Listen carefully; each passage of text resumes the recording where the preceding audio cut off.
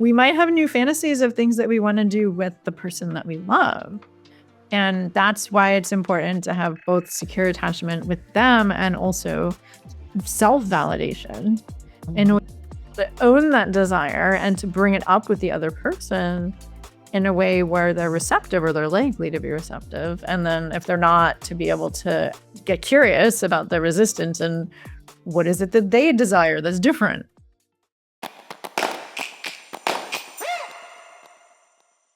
Hello, everyone. Welcome back to another episode of Love, Laughs, and Lessons. And this is Let's Talk About Sex series. We have another amazing guest on today's show, and Denise, my co-host, will introduce her. Absolutely. Hello. I'm Denise Ray, along with Dr. Frankie. We are super excited to welcome Valerie Greene. She is a renowned relationship mentor, author, and speaker with nearly 2 decades of experience helping women and couples transform their love lives. Unlike traditional relationship therapy, Valerie's unique approach focuses on creating a secure, emotional, correct connection rather than simply addressing problems or teaching communication skills. With numerous certifications in coaching, NLP, and emotional healing modalities, Valerie's been coaching since 2005, guiding women and couples to build deeper intimacy and lasting fulfillment. She leads transformative workshops, retreats, and online courses, including her signature program, the 12-week Manifest. Am I saying it correctly? Is it Man-I-Fest? I'm kind of punny, so it's like man-a-fest. Fest. Okay. Lasting love. Valerie is also the author of The Commitment Roadmap, a groundbreaking book that empowers women to inspire their partners to commit to a lifetime of lasting love. Valerie's mission is to help women uncover their deepest needs and desires, inspiring their partners to rise to meet them. Her heartfelt and effective techniques have helped thousands of people create relationships built on trust, passion, and connection. Valerie, welcome. We're so happy to have you. Thank you, Denise. That was such a wonderful introduction. I feel honored. So let's just jump right into it.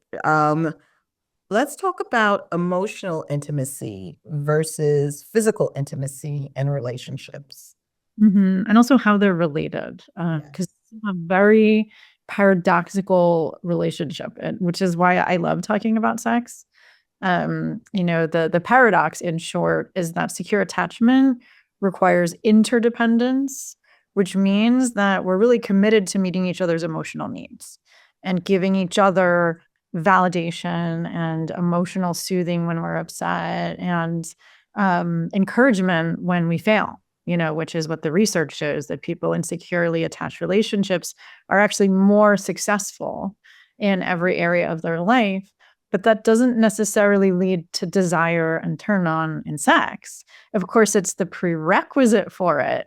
But I think Esther Perel says it the best in her book, Mating in Captivity, that intimacy requires familiarity, whereas desire requires mystery. And that's a healthy sense of independence and our ability to self-soothe and self-validate, that we don't need to get validation from our partner. So that's how it's a paradox, because we need to be able to get validation from our partner in order to feel safe. Yes. But then we also need to self-validate in order to maintain turn-on in a long-term relationship. Yeah, so say more about that. So self-validate in order to get turn-on in a long-term relationship. Exactly. And yeah, I mean, I'll kind of, I like David Snarch's approach too, and he calls it tolerating discomfort for growth. That we need to be able to self-soothe.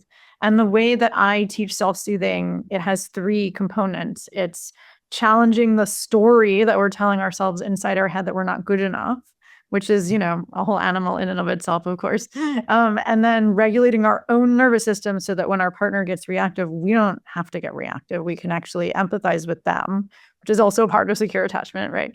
And then it's being able to own our own needs and desires, not be codependent and saying, if you love me, you wouldn't do this or you would do that, because that's codependent, is thinking you have to like what I like and want what I want. Because the thing is that in a long-term relationship, our desires will naturally evolve. And, let's say the classic example of the husband deciding that he wants to, bring home the sexy crotchless lingerie for his wife. This is a stereotype, right? Because I validate all genders. It doesn't have to be cis heterosexual, but it is in this example, right? And then the wife is not able to self-validate. Let's say she doesn't like her body, which is completely normal in our culture and no judgment, right? It's a whole animal of itself, healing body image. But let's say she doesn't feel emotionally connected to him and she's not able to self-validate. And so she criticizes him as, what are you talking about? I'm not wearing this. You're objectifying me. So she's making him wrong. And that is what it means to not be able to self-validate. Because if she could self-validate, she would be able to say, why is it that I feel objectified? It's because I don't feel emotionally connected. This is what I need from you in order to feel emotionally connected so that my body could be open to being turned on in that overly sexual visual way. Or maybe, and this is where the Tantra piece comes in, because I used to be a Tantra teacher and I love Jaya's erotic blueprints. Maybe her turn on is more energetic. So she needs eye gazing and, breathing together and dropping into this sex as a sense of merging into oneness. So that if she gets that kind of sex, which might require him to self-validate, because let's say he's turned on by more animalistic sex. We both need to be able to self-validate and say, that's okay for me to want something different than my partner wants. I'm not going to be taking it personally as an attack that they don't want what I want. But that's about the secure attachment piece of being able to ask deeper questions and why do you want that? And what does that provide for you? And what would you need in order to feel connected and safe enough for me to then explore my desires? And so that's how it's a paradox, because we need self-validation, but then we also need to feel validated by the other person. So it makes me think about ego and how we really need to be aware of when our ego is coming to the forefront and trying to, right, is like shaming somebody unintentionally, right? Because we are feeling maybe shame ourselves and then we become critical because it makes us uncomfortable and figuring out, okay, when is this? So I don't know.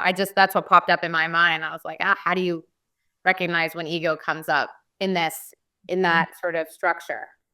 Exactly. I love that way of putting it. It is ego, but I like to think about it as ego in the sense of mindfulness. Not necessarily like someone has a big ego, like, they need a lot of whatever approval from the outside world. But ego in that I want things to stay the same. And that I'm going to feel shame if I'm uncomfortable because it's going to bring up all my insecurities. And we need to know how to work through our insecurities in order to have good sex. That it seems like they're not related, but they really are. Yeah. So also the idea of allowing. We had somebody on a couple weeks ago that really talked about just a lot of time, most of the time, it's not about us. Like they have our insecurities and we're trying to get the other person that we're with to change so they fit into what makes us feel comfortable instead of being like, I'm myself. I need to regulate myself and let them allow them to be themselves. And I think that's so important. I mean, that's really, right, that interdependence that you're touching on and secure attachment.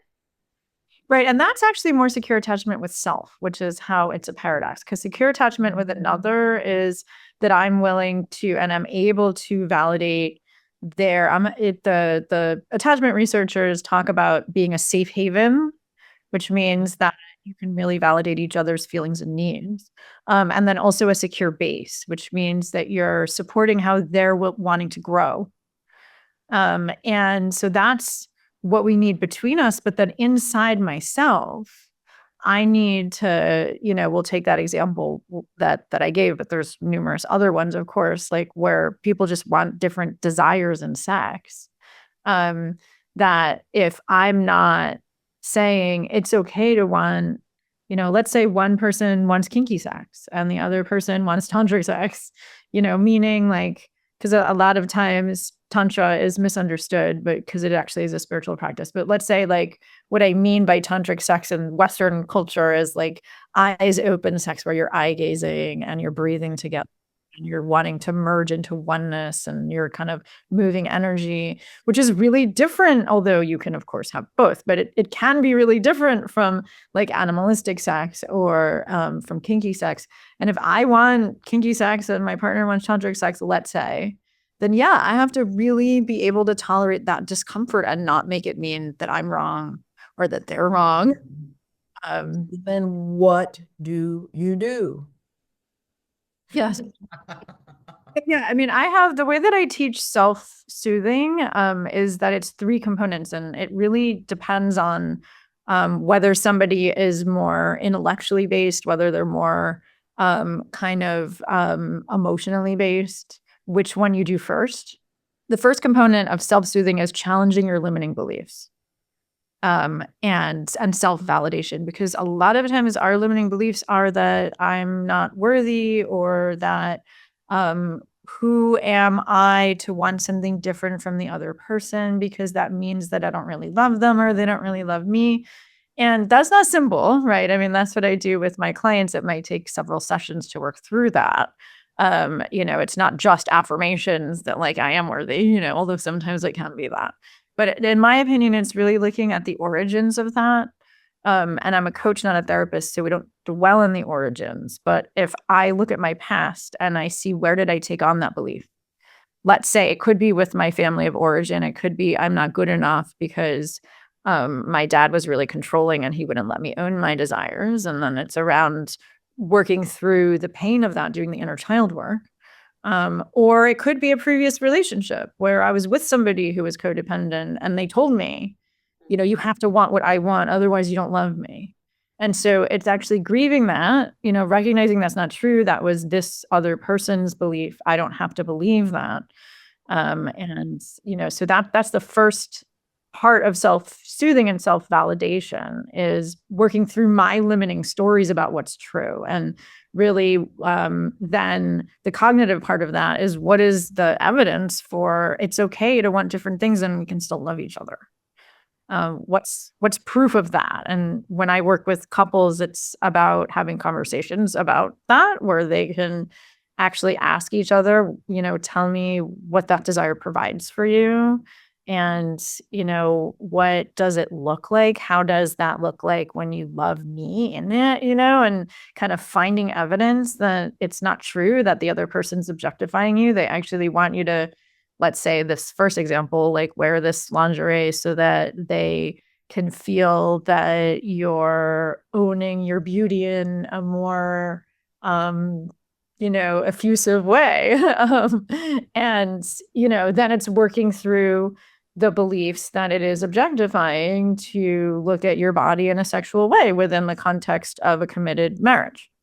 Maybe it would be in a different context, but it's looking at where did you learn that belief? Maybe you grew up in a really restrictive sexual environment where you learned that sex is not supposed to be physical. It's supposed to just be emotional. And it's looking at, is that really true? And what can be more true and trying on different possibilities and looking at different examples. A lot of what I have my clients do when they don't have examples is reading books about couples that have secure attachment relationships to see what's possible. I can recommend some, but so that's the first thing is challenging the story and having the self-validation to be able to tolerate the discomfort of looking at where did that belief come from and is it really true, which is easier said than done. And then the second component of self-validation is regulating our own nervous system. And that's the piece where we're not getting reactive because our partner gets reactive, which is equally complicated. Challenging. Yeah. I mean, I have years and years and years of therapy and I'm a psychologist, and I find that challenging when someone just like repeatedly can't regulate well. I just find it, I get irritated. Yeah, exactly. And that's of course regulating ourselves, but it's much easier said than done. Like, I mean, trust me, I have clients where I need to regulate myself too, because it brings up the projection and the countertransference and the transference. But it's like we're all human and we all get dysregulated. And there's like books and books now, like Stephen Porges, polyvagal theory, etc. Yeah. Regulating your own nervous system. So we could do a whole interview on that. But in my opinion, it really depends on whether we're visual, auditory, or kinesthetic. Because visually, it could be about the looking at like finding 5 pink things in the environment and 5 red things, and you know what I mean, or grounding, coming to our senses. Yeah. Mm-hmm. Story, it could be about like looking at what are the voices in my head saying, because we all have them, and like quieting the noise, and like learning. There's like I feel like these exercises are more contrived personally because I'm a more body-oriented person, but people who are auditory really self-soothe very well through like the VU breath, which doesn't translate well over Zoom. the VU breath. I don't even know what that is. Describe it for us. It's like I said, it seems kind of contrived and it's not going to translate well over Zoom, like with the audio. But these are vagus nerve toning exercises, and you can Google them if you want. But when I've worked with people that are more auditory, they really do self-soothe very well through sound. And it's literally making the sound VU, but like breathing all the way into your abdomen. It's VOO for those who are listening and if they want to do research.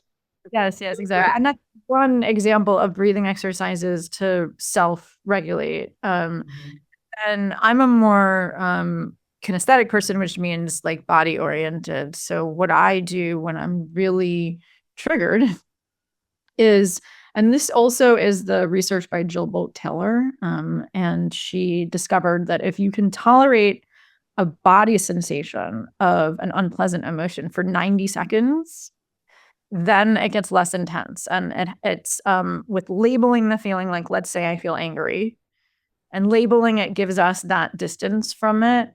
And then looking at what does that feel in my body, taking deep breaths and saying, I feel heat in my chest, my shoulders are really tight, my jaw is tight. And it's not trying to change it. It's just saying, what happens when I put my attention on it? Can I tolerate it?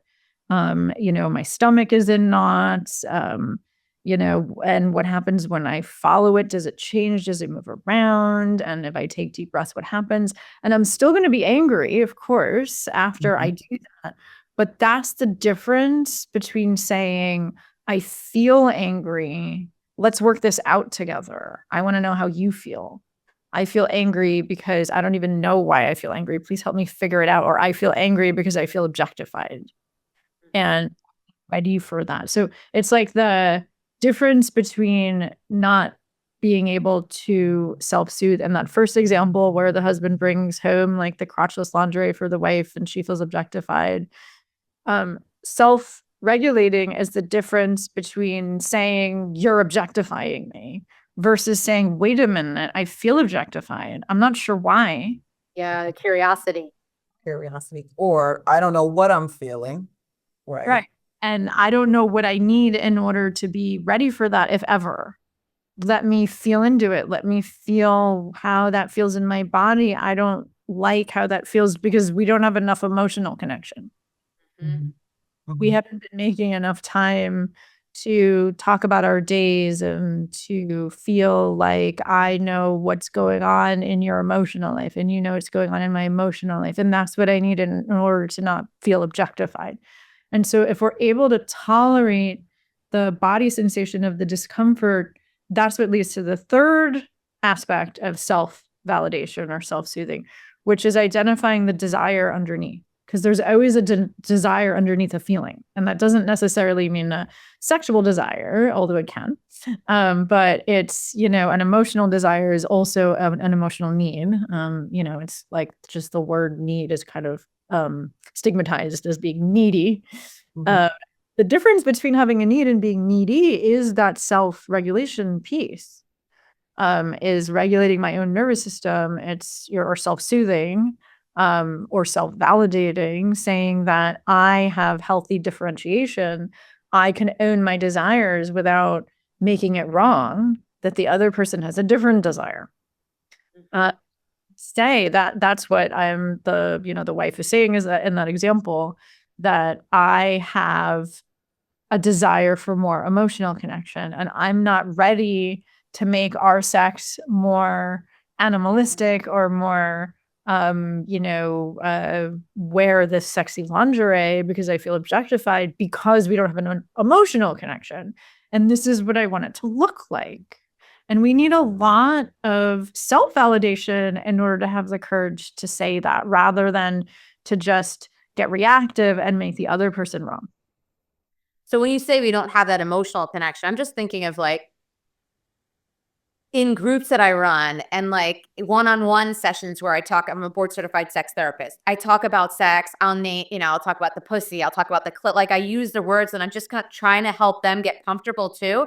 They're cringing. They're like, you know what I mean? Like, so for somebody who's grown up in a very restrictive environment, right. And they don't even, they feel shameful. I mean, they're like overcome by shame. Yeah, exactly. So how do you bridge that, right? They want an emotional connection, but they don't even, it's the shame that like, I think interferes with that in a big way. Exactly. And that has to go more with, that has to do, in my opinion, more with the first component of self-validation, which is challenging the limiting beliefs, but this is the limiting belief about shame, that sex is shameful.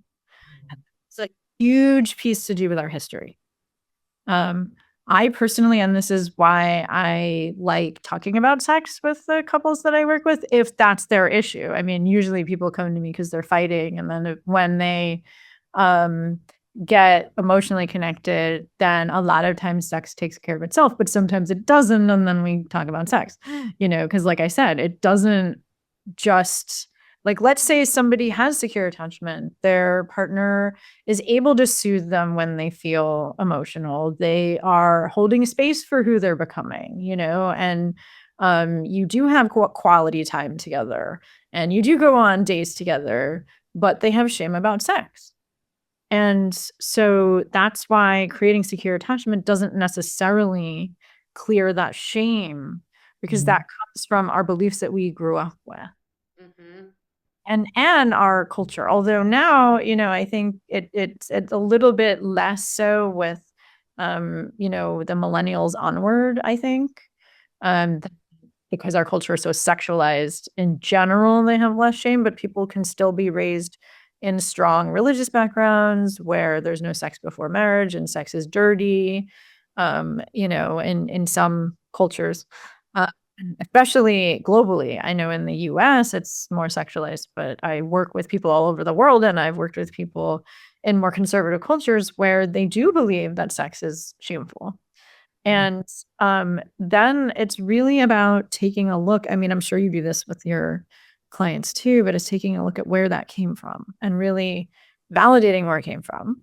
That like this is the beliefs that you grew up with, but why? Why did people have those beliefs? It's kind of taking a deep dive with what's actually true. Yeah.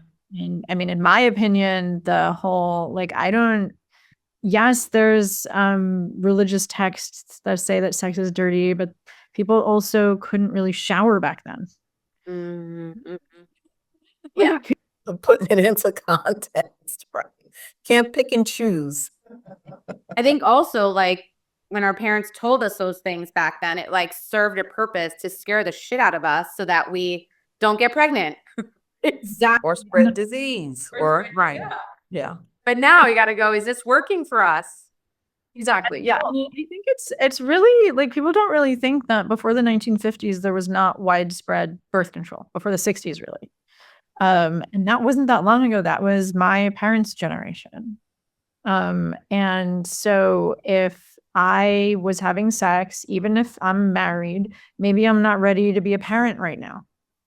And I'm going to get pregnant and I'm not okay with it. And so that then, and of course, it's also no sex before marriage because especially when, of course, most people I know Some people do, and that's wonderful, but most people don't want to be a single parent.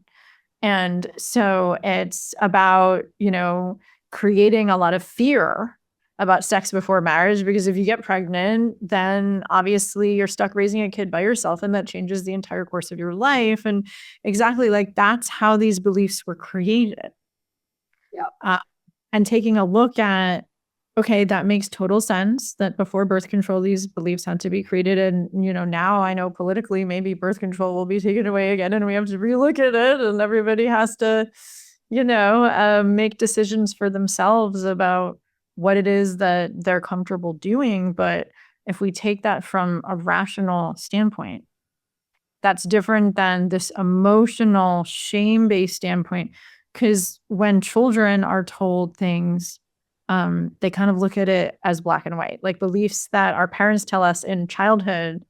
We make them black and white. That's why children believe in Santa Claus and the Tooth Fairy, because it's like they're magical thinkers and they generalize. And it's kind of looking back in childhood and going, okay, this is what your mom told you, but why did she tell you that? Exactly. Like, it's because she didn't want you to get pregnant, and that's a good thing. But it's not that that's dirty now that you're married and you want to get pregnant. Yeah. Yeah. So the gray, like things that are more like the crotchless lingerie, it's like it's sort of gray. If you look at it black and white, it's like either this is just like really naughty and belongs in a porno. Right. Versus, okay, my partner is just like wants to be, I'm thinking, playful and is curious and, thinks you're sexy. And that's my thought, is like, they wouldn't bring that lingerie home if they didn't think that you were just like beautiful and would look beautiful in it and be so desirous. Exactly. Yeah. That's like, my husband and I actually do have these deep connection conversations about sex. And so I once asked him, why do you like me to wear lingerie? And he's like, it's like, why do I like to look at art in a museum? Yeah. Your body's beautiful as it is, and we're decorating it like art. And then it's beautiful in a different way, because you're not as visual. And it's not like your body's not beautiful as is. We just want to be more creative once in a while, Which keeps it interesting and Spicy. exciting. And if we keep doing, what we're creatures of habit. So like we tend to keep going to what works sexually, but over time that can get boring and stale. But so I think mixing it up and being open to exploring different things, like even like, feathers or like paddles, or that's a little bit out there for people, but there's all these things, face mask. Yeah. Or there's, tying people up, or role reversal or role play, which can be really hot. If, like my husband and I once role played that we met each other for the first time and we were on our first date again, like we went out to a restaurant and we imagined it was our first date again. And like, what kinds of questions would we ask each other if we just met again, pretending like we didn't know each other yet. And there's all these and because I think Esther Perel talks about this the best in her book, Mating in Captivity, that if you think that desire is going to stay the same throughout your marriage, familiarity and sameness is going to kill desire. Like, you need to keep introducing new desires, but that's not to say that we need to force it. That's the tolerating discomfort for growth, because a lot of times we think that it's wrong that we're not turned on, and then we don't look at that desire underneath. Like, maybe I want to have, I fantasy that I have, want to do a role play. I mean, I don't recommend that people share their fantasies with other people, with each other, because that doesn't create desire. But we might have new fantasies of things that we want to do with the person that we love. And that's why it's important to have both secure attachment with them and also self-validation in order to own that desire and to bring it up with the other person in a way where they're receptive, or they're likely to be receptive. And then if they're not, to be able to get curious about the resistance and what is it that they desire that's different, which is a very touchy subject, so pun intended. So I have Esther, we brought up Esther Perel, who I love too. And I purchased her game, A Game of Stories, Where Should We Begin? And I've read a few of the cards and I'm like you're doing this with your partner. The level of exposure and intimacy is, I don't know how many people could handle it. I think paying for sex is, or like, you'd never know that I daydream about hooking up with. Yeah. Like you're going to tell your partner who you daydream hooking up with? Yeah. And I don't agree with everything that she teaches for most people. Because, like, for example, I don't recommend asking that question necessarily. But insecurities, right? I was just like, what if somebody's really honest and open and they share who they have a fantasy with and it's not their partner? Exactly. Yeah. That's the one kind of fantasy I don't really recommend sharing, is fantasies about other. Because I think some people, some people can handle that, but most people can't. Because remember, I think Esther Perel also wrote, I forgot, she's also an expert on open relationships and, how to do that successfully and why people want that. And I don't think that most people are ready for that either. Although I do coach people that want open relationships, because I think it can really benefit from professional support if both people want that. But I think what's important is that in order to be ready to play that kind of game, where you're really asking those edgy questions about your sexual desires, we need to first know how to validate each other's feelings and needs. Yes. Yeah. Well said. Yes. How to speak each other's love language. We have to really spend enough quality time together to feel emotionally connected, which, in my opinion, the minimum of that in a long-term relationship is, let's say, 30 minutes a day sharing about not just how your day went, but how you feel about it. Deeper, right? You got to get beneath the surface. So many people just stay on the surface. Exactly. And if you just stay on the surface emotionally, then you're likely to just stay on the surface sexually, because they kind of go together, because the way I look at it is that sexual energy is creative energy. And if you're not really feeling like you're creating a life with your partner that's deeply emotionally connected, where your finger is on the pulse of what's important to that other person, and you feel like, I can share all of myself and I'll be accepted and not judged. And I'm being supported in the ways that I'm growing and my deeper desires and dreams, which is really vulnerable. And the other person can give me empathy and validation for that. And I'm not going to want to open up to validating their sexual desires that are new, because then that is going to make the other person feel objectified. Like, you don't really want to get to know me as a human being with my feelings and needs every day. You just want to do this sexual act with me. That's the sort of definition of objectification. And that's how people feel if we don't make time. I like to say that the same things that you did to sort of make it's not about making someone fall in love with you, but when you're dating somebody, that same level of interest. Yeah. Like priority. Right. Exactly. You're interested in what makes them tick. And I find that in long-term relationships, we kind of assume like, oh, I've heard everything about the other person. There's nothing new. And of course, human beings are always growing and evolving, and that's not true. And we really need to keep making time to discover, like, go out on a date night once a week and treat each other like you were dating and ask questions about, like, what was a dream you had recently and how did that feel? Or, what is something that you're proud of lately? Or, tell me something you were struggling with this week, and, how do you want me to support you? And, like, these deeper questions that if you're not really getting to know each other emotionally on this deeper level, then you bring up your sexual fantasy and they are going to feel objectified. Yeah. And it sounds like examples. Yeah.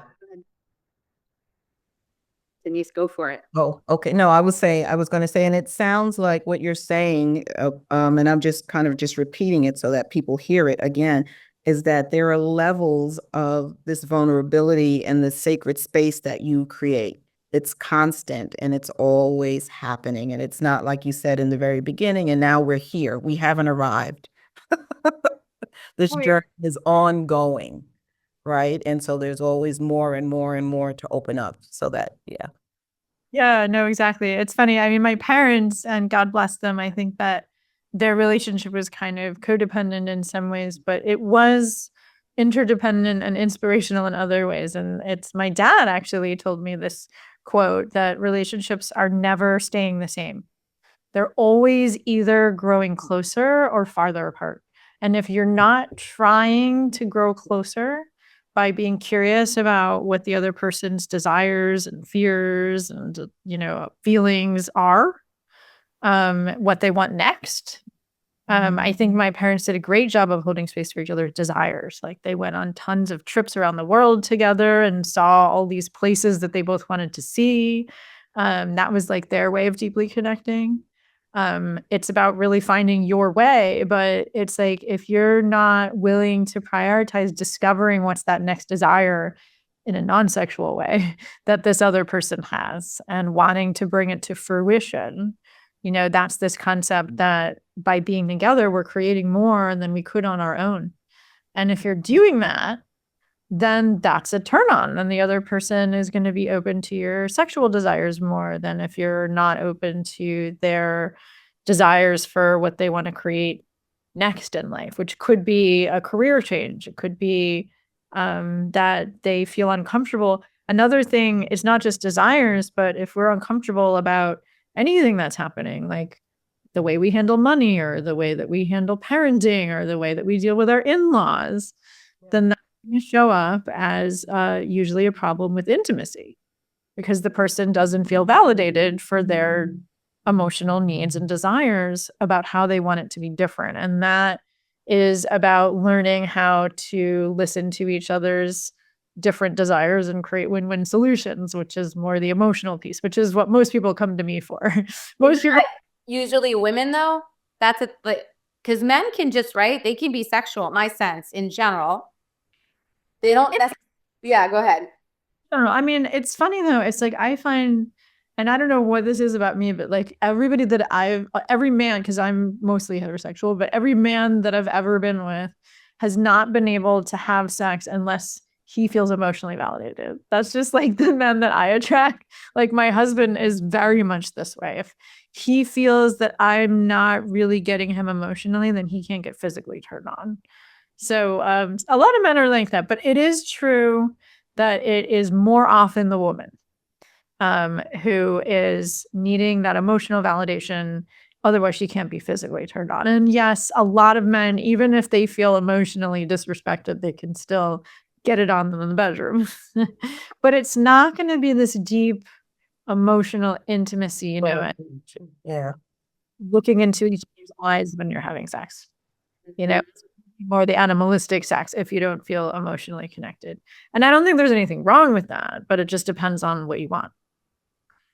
So I think the figuring out how to ask those open-ended questions to deepen conversations, I think is what people are often unsure. They're less familiar, right? They're like, well, I can ask about how your day was and that feels comfortable, and talk about sports or talk about we could gossip together. Yeah, talk about other people's lives. That's right. That's right. Yeah, you turn on usually. But people often think that they feel more connected when they do that, that there's something that we've shared. And I've talked to lots of couples and singles that think that that is a form of bonding.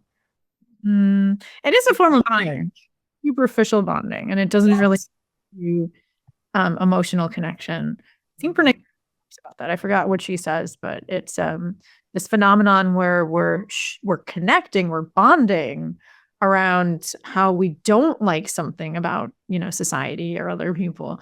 It does create a bond, but it doesn't create intimacy because that's right. Not like you're not really, it's judgment. It strengthens the ego, like judgment is shaming someone else, even in private.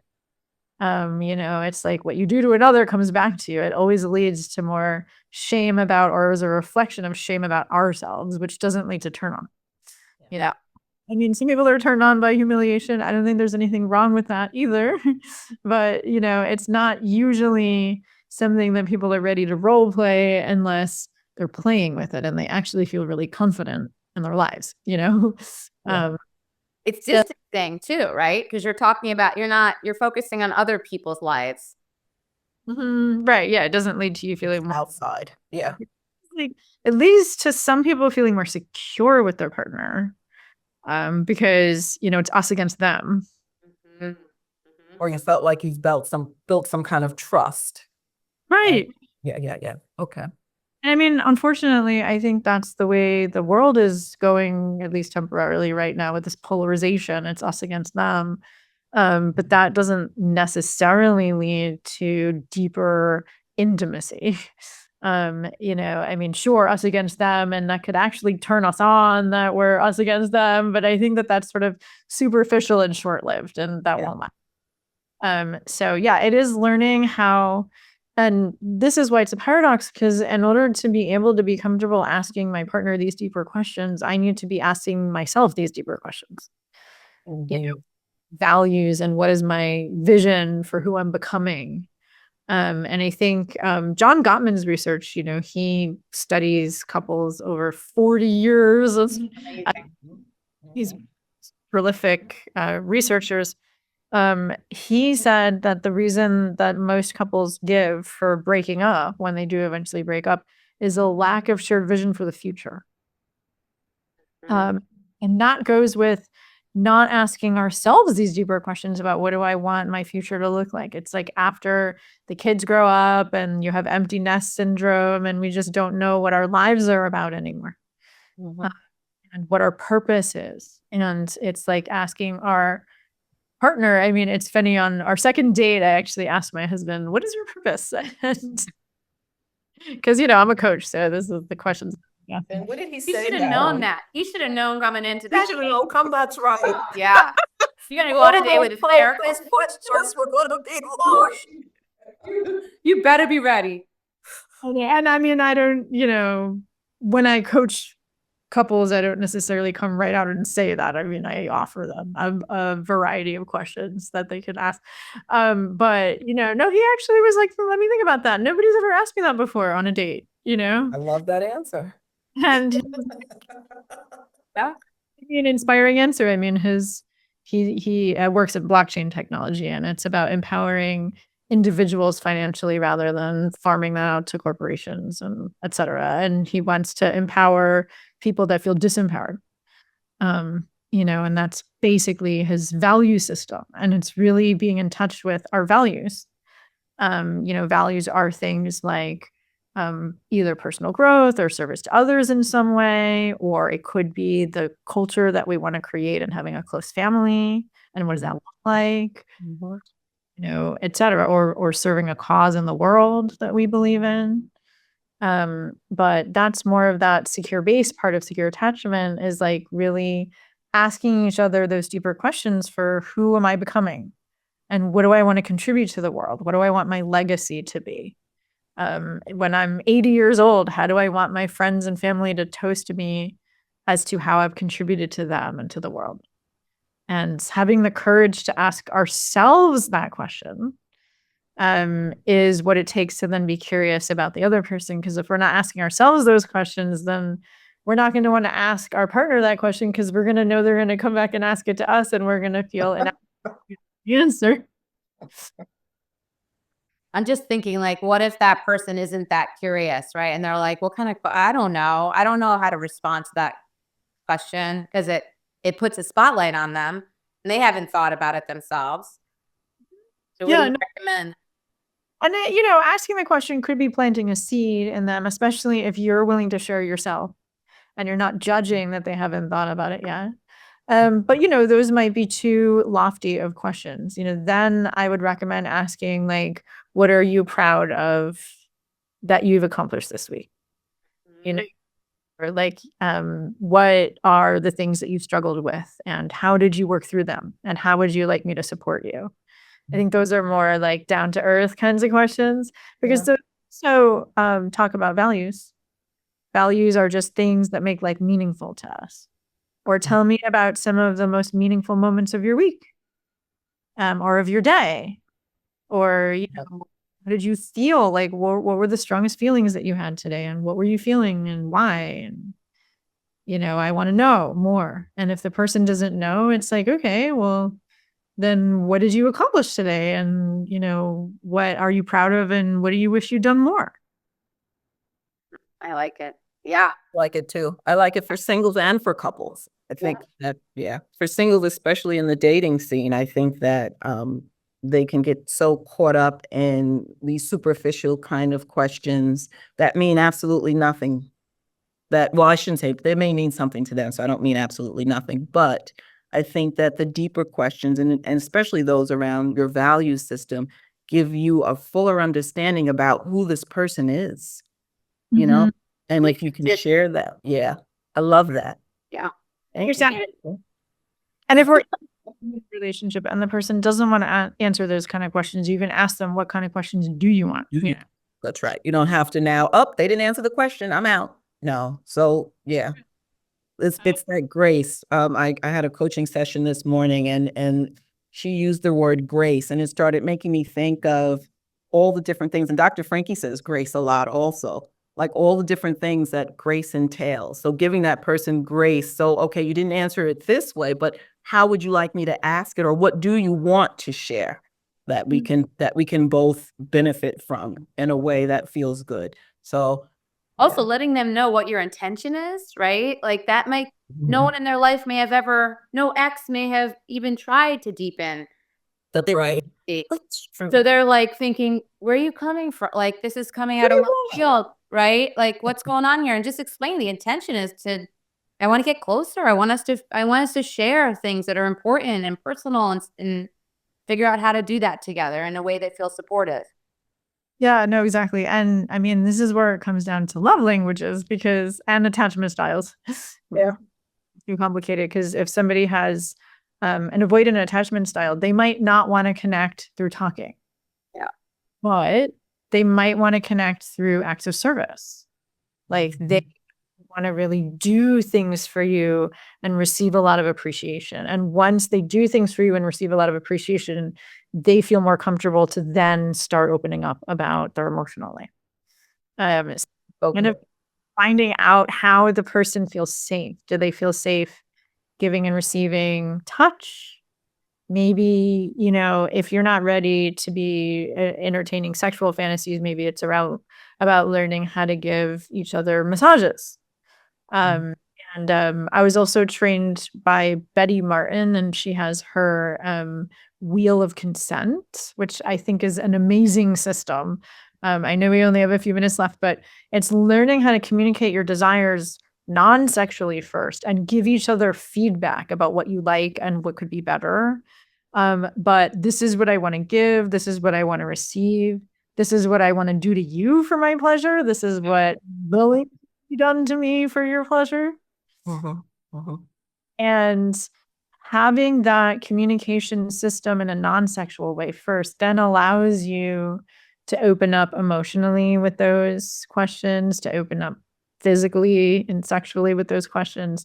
So Betty Martin is a really unique teacher because she teaches all of these ways of communicating with emotional and sexual intimacy and new ways and making it safe for people that don't necessarily know how to talk about their desires. Great. Yeah. I love all of this. Oh, such good stuff. I'm going to look up Betty Martin. I wrote it down. So yeah, good. Great. So Valerie, how can folks find you? Thank you. Yes. I work with men, women, and couples. And I actually have free gifts on my website, free training. Oh, free gifts. I like that. Tab. So my website is coachvaleriegreene.com. So that's CoachValerie, and then Green has an E at the end. So GRENE, coachvaleriegreene.com. And yeah, I have a podcast myself called Soul Shaking Love. So you can check that out on the podcast tab. And then I also have the free gifts, free ebooks slash trainings, I think is the tab, where I have a gift for couples on how to stop fighting and emotionally connect instead. I made it in 2014, I think. So it's like kind of old, but it's still classic and still works. Then I have ebooks for women, both women in relationships and single women. For single women, it's how to really own your values and how to vet potential partners to make sure they share your values before you invest in a relationship, and how to actually find the right person. For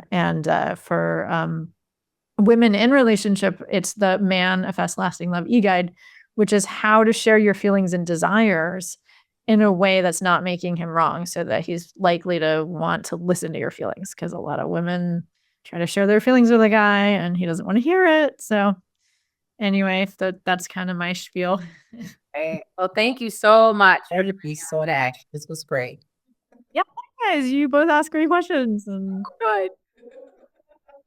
Thank you, everyone, for tuning in, and we will see you all next week. This is Alex. Take care, everybody.